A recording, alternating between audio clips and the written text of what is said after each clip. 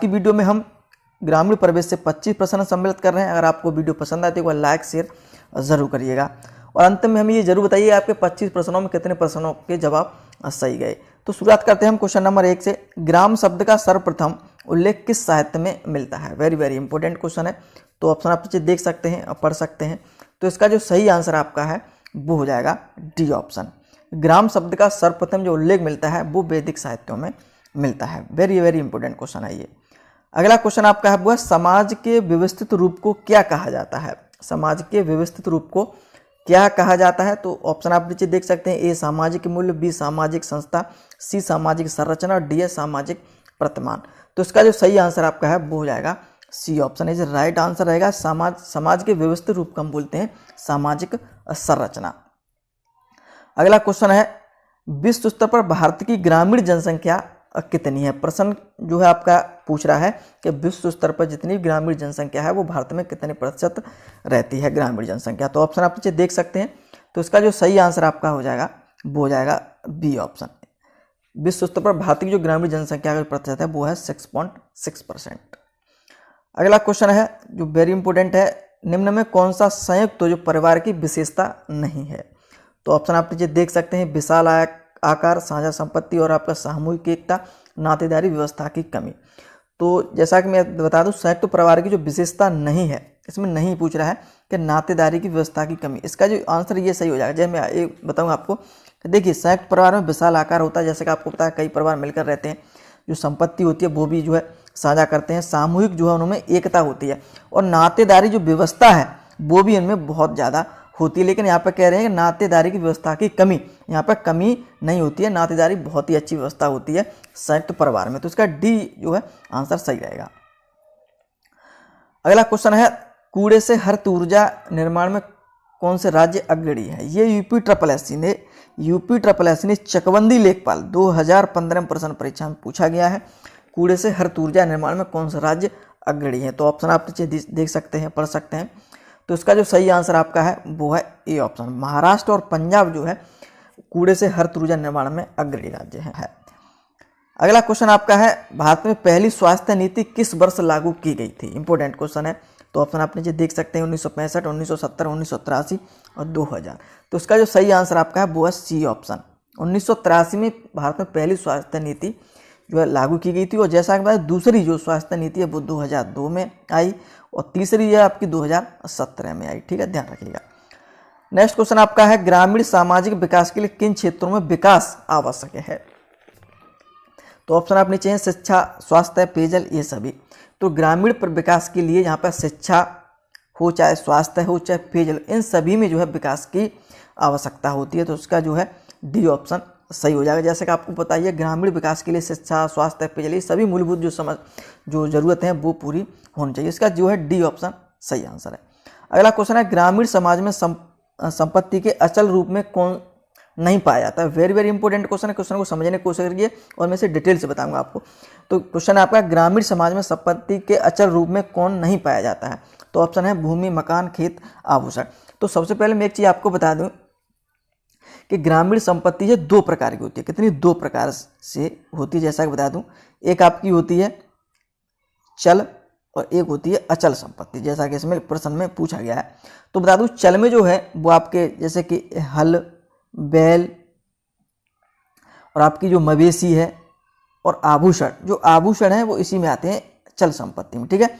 और अचल में जैसा कि यहाँ पे आपकी भूमि है, खेती है, मकान है, तो ये सारी चीज़ें क्या आपकी अपनी वो आ गई आपकी अचल में। तो यहाँ पे पूछा गया है अचल रूप में कौन नहीं पाया जाता है? तो भूमि, मकान, खेत किस में हो गए? अचल में हो गए, वो सॉरी ये आपके अचल में है। और आभूषण किस में है? आपकी चल संपत्ति में है। तो उसका डी जो आज का राइट आंसर है। तो ये क्वेश्चन को ध्यानपूर्वक देखिएगा। ठीक है।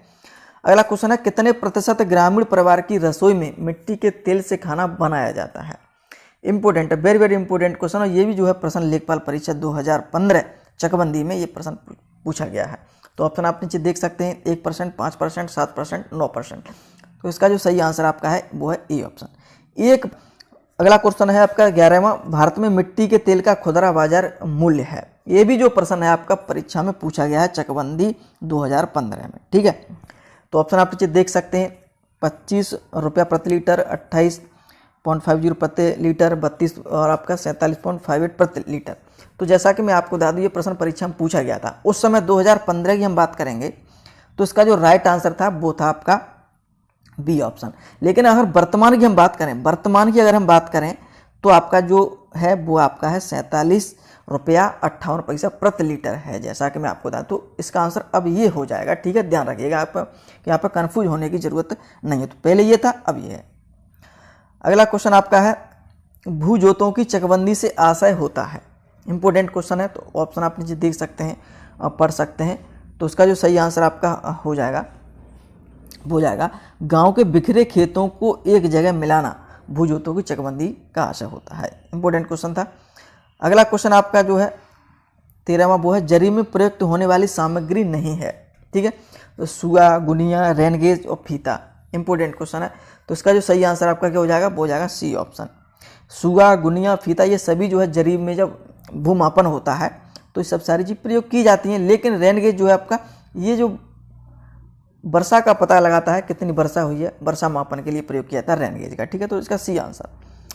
अगला क्वेश्चन आपका है जो इंपॉर्टेंट है राजा टोडरमल भूलेख प्रशिक्षण एवं सर्वेक्षण संस्थान किस जिले में स्थित है।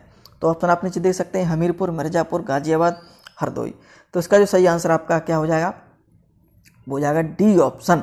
ये आपका कहाँ है, हरदोई में है। तो यहाँ पर क्या होता है, कर्मचारियों को भूलेख जो प्रतिलिपि होती हैं तैयार करवाई जाती हैं, प्रशिक्षित यहाँ पे किया जाता है कर्मचारियों को। तो ध्यान रखिएगा, ठीक है, हरदोई में आपका ये।